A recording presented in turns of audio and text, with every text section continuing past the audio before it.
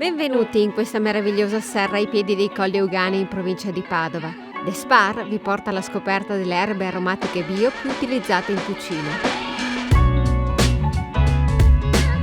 Alzi la mano chi non ha mai usato il rosmarino. Le popolazioni mediterranee lo usano dalla notte dei tempi. Il nome deriva dal latino ros, rugiada, e marinus, mare. Ma vediamo che cosa ci prepara il nostro chef Renato con il rosmarino biologico. Beh, che dire Rosanna, in cucina il rosmarino è utile in un sacco di ricette, dalle più tradizionali come le patate, le carni, i pesci, le verdure. L'avete mai provato con i legumi? Oggi prepareremo una ricetta con i ceci, polpettine di ceci e rosmarino.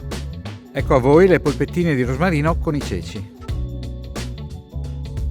Prepariamo un trito di rosmarino bio. Mescoliamo il rosmarino con il pangrattato. Dopo aver lessato e sbucciato dei ceci, li schiacciamo e formiamo una purea. Aggiungiamo all'impasto sale e pepe. A questo punto impastiamo delle polpette. Passiamo le nostre polpette nel pane aromatizzato al rosmarino.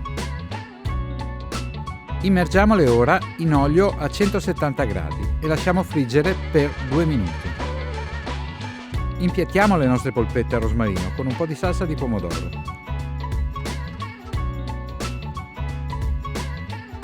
E la nostra ricetta è pronta per essere gustata. Rosanna, Carlo, che ne dite di questa ricetta con il rosmarino bio? Oh Renato, una ricetta facile e appetitosa con il nostro rosmarino bio. Il rosmarino viene coltivato seguendo il rigido protocollo biologico basato sull'interazione tra le migliori pratiche ambientali, un alto livello di biodiversità e la salvaguardia delle risorse naturali. Le assaggiamo? Oh sì, certo! E buon appetito!